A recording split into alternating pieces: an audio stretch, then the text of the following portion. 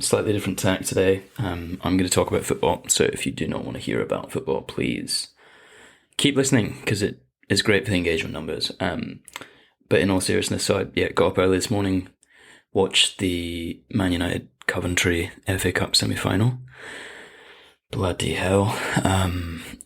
Been a Man United fan for, I was trying to figure this out earlier, 25 years, I think. I can barely remember what I did last week, let alone when I was 7, but I'm pretty sure that my first memory of Man United game was when I was 7, and their Champions League treble, their triumph in 1999. So that is when I'm claiming my fandom began. But anyway, I have enjoyed many great years with Man United and some horrific ones since Alex Ferguson left in 2013. And it's so odd to watch an FA Cup semi-final with nothing but fear and trepidation. There was no way we could win today, really, because we either don't beat a team like Coventry by enough goals, or ultimately we lose to a team like Coventry or in the Championship, which is obviously, not a great look. But the nature of the game, the fact that we are running away with it, 3-0, Harry Maguire gets a goal. I'm not as big a Harry Maguire critic as I know there are around. I quite like the big slab heed of Harry Maguire, especially when he scores from a corner. But Harry gets his goal. Everything's looking pretty good. Onana's making some crazy saves. It's 3-0. 70 minutes in, 3-0. What are you thinking? And then here they come. Coventry City, the mighty Coventry City. 3-1. 3-2. Off a huge deflection. Onana's got no chance. 3-3. And you sat there, and at this point, as blasphemous as this is to say, at this point, extra time, Coventry are running us rampant. Like, they are all over us. And I kind of want Coventry to win. I'm kind of like, look, I'm getting caught up in this. You've come from 3-0 down at Wembley. This is the biggest match since I've been a football fan. I know they won, they've won the FA Cup final, but that I can remember, Coventry haven't done much in my time. So this is a big deal. And I'm kind of sat there and I'm looking at Man United team, and you've got players like Anthony, who I could speak for 45 minutes, probably understatement about Anthony and how rubbish I think Anthony is, but that's for another time. You have players like Anthony running around while Coventry are running riot, and I'm thinking this is going to end badly here. This is not going to go well. And then Coventry step up for the penalties. The captain misses. You miss an FA Cup semi-final penalty, absolute disaster zone. And somehow United squeak through. And it's, I said, you go into the game with fear and trepidation. You come out of the game feeling kind of like a loss, which is ridiculous, right? Because I know you've won, and you don't want to be ungrateful you've made it to the FA Cup final, but for 2 years in a row. But just like probably the most demoralising way you could win a game, having squandered a 3-0 lead to a Championship team. But that is Man United this year. That is Man United for the last decade. That is not the team that 7-year-old Otto fell in love with as a glory sport back in the day. But we stick with it through thick and thin. So United win. They get through to the final. And who's there? Who are we seeing there? Second year in a row. Hello, Manchester City. Lovely little Manchester City, having squeaked through similarly against Chelsea. Chelsea have been diabolical all year. Well, maybe Chelsea and Man United are kind of one in the same this year, just shambolic, highs and lows. But if Chelsea had a striker, aka Nicholas Jackson, you are terrible, put me up top, I could probably score a goal for Chelsea with some of the service that he gets. He is rubbish.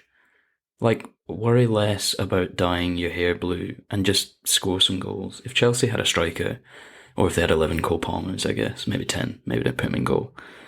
If they had 10 Cole Palmers, they would have won that game. City were rubbish. City were terrible. And it had a little bit of the City Real Madrid game from midweek last week where City are kind of doing the defending, City are the Real Madrid. And they're betting in, they're defending, they're just not looking particularly slick. And then little Bernardo Silva pops up with a little deflected goal down the other end. Little Bernardo. I'm a big Bernardo Silva fan, to be fair. I think he should move to a different team. But, rubbish. Chelsea just...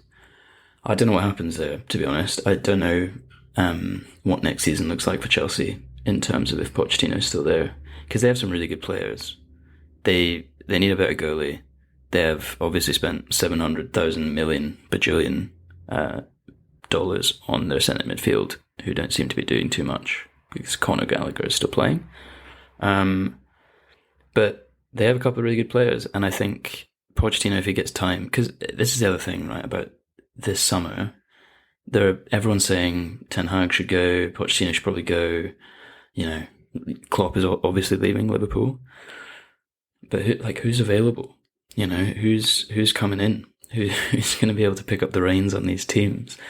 And as a United fan, you read the same thing all the time. It's like, get in, we'll bring in Zidane. Okay, why is Zidane going to do a good job? We'll bring in not Simeone anymore because Atletico have gone out of fashion, but the list is shorter and shorter. There doesn't seem to be kind of the 5 or 6 people up for grabs that there usually is. So I reckon Chelsea should just stick with him, but I reckon they should get a better striker. And maybe, to be fair, if Nkunku is fit next season, maybe he fills that gap. Because I think I don't watch too much Bundesliga, but he was an absolute weapon for Leipzig for many a year. So I think maybe Nkunku could help them out and just sit up top and get rid of Jackson, see you later. But that is the FA Cup. So you got United versus City again for the second year in a row after last year's shellacking when I'm pretty sure Gundogan scored, I can't remember how quick it felt, like 2 seconds into the game, but scored a very heart-wrenching volley very early on in the game. So I'm very excited about the prospect of meeting Man City in the FA Cup final. The last thing I would say on the City-Chelsea game is City, in the space of a week, very quickly could have gone from this world of everyone talking about going back-to-back trebles to just having the league. And I know, again, as a Man United fan that's been torched for 10 years, the league is a very enticing prospect. But for City, with the amount of money they spend and the standards they've set, it gets that point almost where it's like in Germany where Bayern win the league 10 years in a row. It's kind of like winning the league by itself is not enough. And so I wonder if City had lost that semi-final and all of a sudden they go from, they go out of the Champions League, they go out the FA Cup, likely they're still going to win the league. It's not a given, and we'll see what happens. But if they just win the league, obviously you're never going to get rid of Guardiola. But is that how does that classify as a season? Is that a good season for City? I'm not so sure. But that's the FA Cup. Very quickly, just Premier League as well. This is the one advantage I've found. I constantly complain about living in Australia in terms of the time zone, but one of the advantages is I can actually get the games really early in my day. And then create really engaging, amazingly good audio content for you that you can get before some of the other people put their stuff out. So, touching very briefly on a couple of the other Prem games. Fulham-Liverpool. So Liverpool beat Fulham 3-1 at Craven Cottage. It was a good game. Trent does what he does and scored a very tasty free kick. Trent's the football boots that Trent has been wearing recently, the custom Adidas Predators that are white and red, have been all over all of my social media for the past, 2 weeks. And they are an extortionate price, but it's good to see that he can put them to good use and bend one into the top corner. So it was a very nice Trent goal, and England fans will be getting very excited ahead of the Euros, no doubt, to see Trent banging in free kicks. But it was a big result for Liverpool after a pretty crappy run. The Atalanta game, that's a place in America. Atalanta game was not a great demonstration of who Liverpool are as a team, so they'll be happy to bounce back from that. And my kind of personal stake in that Liverpool game was, I'm a big Gravenberch fan, and that's his first Premier League goal. It was a very tasty goal. I love an in off the post goal. you're always going to get bonus points from me if you can get an in off the post goal. So well done to Ryan, Mr. Gravenberch himself. Fulham, didn't really show up, but they're kind of fine on the beach, as they say. Safe, nothing really to worry about. In other news, Arsenal, similarly to Liverpool, Arsenal bounced back after a bit of a bad run and beat Wolves, which is always a tough game at Wolves as well. I think Wolves are kind of in that Fulham category though, where they're safe. They've not got too much left to play for. But a good little result for Arsenal. Arsenal are kind of in the same camp as Chelsea for me, not performance-wise, because I know Chelsea are way down the table. But if Arsenal had a really good striker, and I know Arsenal fans are growing, they're warming to Havertz. I know that, people that appreciate football will argue the benefits of Gabriel Jesus. I think Gabriel Jesus is fine, but I think if you had a proper number 9 or a proper striker, someone that just bangs in goals, and maybe there's a little bit more experienced, I think Arsenal would be absolutely flying, because they're the one team that have come up against City in this season anyway. Shut them out defensively, held them down defensively, and if they could just score some goals in sort of those big occasions, like the Bayern game last week was shambolic. And I know a lot of Arsenal fans will listen to this and they'll say, yeah, but we've scored 4, we've scored 5, scored 6 a couple of times this season, that's fine. But it's just, you get to these moments towards the end of the season where clearly the mentality goes a little bit for a team like Arsenal. And if you had someone that's kind of been there and done it leading the line that could just, could just pop up with a goal or two consistently, I think it would make a big difference. So I wonder if in the summer that might be a bone of contention, or if Arteta just decides to crack on with the Havertz experiment. More power to him. He is the manager after all. So that's English football. Very briefly, I wanted to touch on the El Clasico, Barca Real Madrid, because that is a game like no other. And again, with the time zones, I was able to catch the end of that. So I was thinking about this earlier. I was trying to think, is there any game, and this might be because City are so dominant in England at the moment, and you might argue City-Liverpool maybe in recent years has been the kind of game that comes closest, but I don't know, you watch El Clasico in an absolutely bouncing Bernabeu, and just like the colours, the noise, it looks chaotic. And for Real Madrid to win in the 90th minute with it, it had to be Jude. Who else but Jude this year? Just an outrageous game. The other thing I would say is, obviously Real Madrid win the game, but the thing that I thought was most impressive was, as a shorter gentleman, was watching Christensen's first goal. Oh, Christensen's only goal, Barcelona's first goal. But just the height he gets, if you haven't seen it, watch the highlights. And he jumps about 20 feet in the air. Like, it's ridiculous. He's basically standing on the Real Madrid defender's shoulders. Like, it's madness.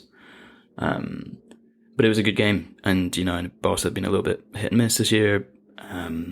Xavi's obviously leaving at the end of the year, and they're playing with a bunch of 17-year-olds who are unbelievably good. But, it was a great game. It was an outrageous game, and it's crazy when you watch, you still see Modric and Kroos running Real Madrid's midfield in 2024 is absolutely bananas. But yeah, a fantastic match. Watch the highlights of that if you can. And as I said, I don't think there's a game in England, in the Premier League at the moment that rivals that. I think that is probably the most iconic fixture in the world, still, I would say. Speaking of European football that I know very little about, Dortmund-Leverkusen game was a good one. Leverkusen are just, there's something going on, where you watch football games and people hit the post and, keepers make amazing saves, and a lot of time people will say, it's not their day, or it's the other team's day. And I think Leverkusen just have made a deal with someone somewhere. I'm not a religious man, but if there's someone upstairs, they've made a deal with someone that is, let us go through this season unbeaten, because the number of games they did against West Ham a couple of weeks ago, like the number of games where they just pop up in the last of the last minutes, and I think today was the 92nd minute, to grab an equaliser and maintain that invincible run is just staggering. Like, it's outrageous. You've won the league for the first time. You've kind of done the job, Leverkusen. You wouldn't begrudge them for maybe dropping a point or two, but clearly Xabi Alonso's banging that drum that let's take this all away and let's remain unbeaten for as long as we can, which is good to see. And in terms of their attacking talent, like Frimpong on the right is, you get right backs that can defend, you get right backs that cannot defend. Frimpong is not expected to defend. He is just a right winger. So you basically just play with two right wingers if you're Leverkusen. And the one thing you can pretty much always guarantee is that at some point in the game, Frimpong will be dancing in celebration because he's involved in absolutely everything. And it's hilarious because I can remember when he played at Celtic as a right back, and he was the best right back in the Scottish League, unsurprisingly, but he was like 17. So he has gone on to some good things. And I think I was reading somewhere the other day, I think his release clause is like 30 million, which is bananas. So he'll be getting snapped up in the summer by someone if he wants to leave, of course. Unless Leverkusen decide to run it back and try and win the league again. Elsewhere in Germany, I know I had a loyal German listenership. Bayern Munich have decided to kind of wake up after a year of being asleep at the wheel, and it seems like now the league's done and dusted. They've decided to remember who they were, and crack on as Bayern Munich and do their classic flat track bully. We're going to rinse everyone.